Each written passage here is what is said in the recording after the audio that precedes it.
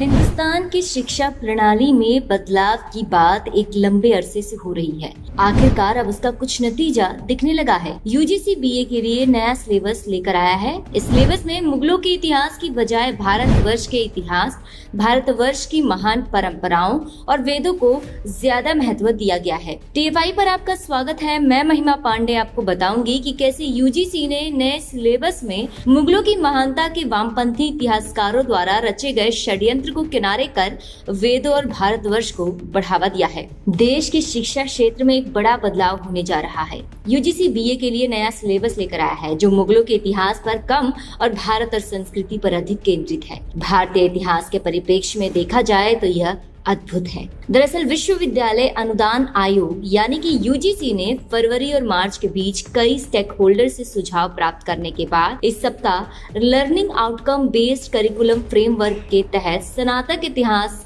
पाठ्यक्रम को संशोधित किया है।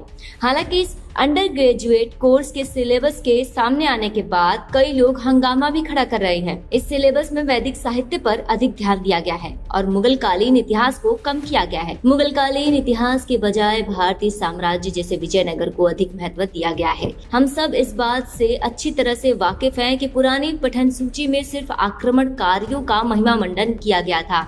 उसी तरह की किताबें पढ़कर, इतिहास पढ़कर भारतीयों के मन में अपने ही देश, संस्कृति, परंपराओं और विरासत के लिए गर्व का भाव नहीं रहा। यहाँ तक कि ऐसी किताबों ने भारतीयों को उनकी जड़ों से करीब करीब दूर ही कर दिया। धीरे धीरे भारतीयों के मन में उनकी संस्कृति को लेकर हीन भावना का भाव आ गया। अब उसी भूल को सुधारा जा रहा है। इस सिलेबस की सबसे खास बात द आइडिया ऑफ भारत नामक एक पेपर है जो सबसे पहले पढ़ाया जाएगा। इस पेपर में सनातन धर्म, संस्कृति, वैदिक इतिहास और साहित्य पर ध्यान केंद्रित किया जाएगा।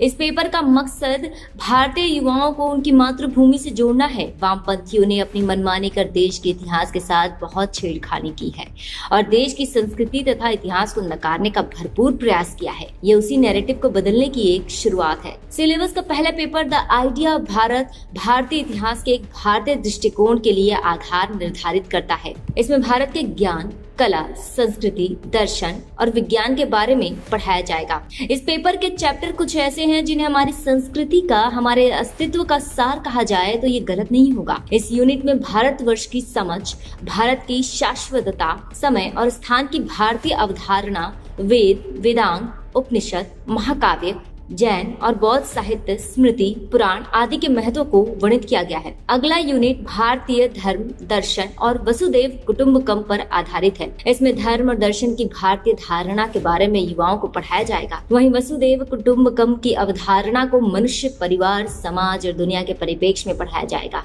इसके साथ ही इसमें राजनीति और शासन, जनपद और ग्राम स्वराज्य की अवधारणा को शामिल किया गया है। The idea of Bharat paper का अगला यूनिट विज्ञान, पर्यावरण और चिकित्सा विज्ञान पर आधारित है। ये यूनिट प्राचीन भारत में विज्ञान और प्रौद्योगिकी, पर्यावरण संरक्षण पर भारतीय दृष्टिकोण, आयुर्वेद, योग और प्राकृतिक चिकित्सा तथा भारतीय अंक प्रणाली और गणित से युवाओं को अवगत कराएगा। इस सिलेबस के पहले पेपर में जिन टॉपिक्स को शामिल किया गया है उनकी लंबे समय से राष्ट्रवादियों द्वारा मांग की जा रही थी। इस सिलेबस के प्राचीन भारत के पार्ट में भी एक बड़ा बदलाव किया गया है जो वामपंथी इतिहासकारों का सबसे बड़ा काल्पनिक प्रोपेगेंडा था। इस सिलेबस में आर्यन इन्वेजन थ्योरी को स्पष्ट तौर से एक मिथक कहा गया है। इसके साथ ही इंडस वैली सिविलाइजेशन को उसके इस नाम से ना पुकार सिंधु सरस्वती सभ्यता कहा गया है। यह बदलाव भी भारतवर्ष के वास्तविक भौगोलिक विस्तार को प्रस्तुत करने के लिए बेहद आवश्यक था। यह पहली बार है कि आधिकारिक तौर पर भारत में कहा जा रहा है कि सिंधु सरस्वती सभ्यता लुप्त नहीं हुई है बल्कि बच गई है।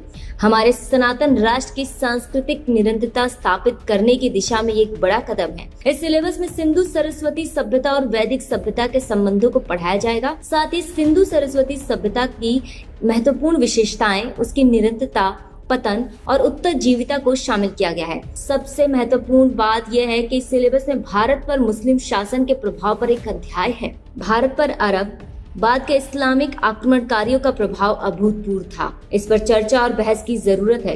कई वर्षों से विजयनगर जैसे महान साम्राज्य को मिटाए जाने की असफल कोशिश की गई, परंतु जो स्वयं समय है उसे मिटाना वामपंथी इतिहासकारों के बस का नहीं। इस सिलेबस में विजयनगर पर एक पूरा चैप्टर है। यह एक और संतुलित पेपर जो पूरे देश को कवर करता है। यही नहीं, इसमें आरसी मजूमदार, और सीवी वैद्य जैसे भारतीय इतिहासकारों को प्रमुखता से स्थान दिया गया है, जो कि बेहद आवश्यक था। इस पेपर में मध्यकाल को एक गंभीर रीमॉडलिंग किया गया है, जिसमें राष्ट्रीय इतिहास की बेहतर समझ के लिए भारत के बड़े हिस्से को शामिल किया गया है। अंडर ग्रेजुएट कोर्स के लिए यूजीसी के इतिहास पाठ्यक्रम में संशोधन से विवाद खड़ा हो गया है। यूजीसी द्वारा बीए के लिए लाए गए इस नए पाठ्यक्रम को देखकर एक उम्मीद जागी है। इस बदलाव का असर भले ही आने वाले 1-2 वर्षों में ना दिखे, लेकिन ये आने वाले 10 से 20 वर्षों और भविष्य की पीढ़ियों के लिए एक निर्णायक कदम होगा।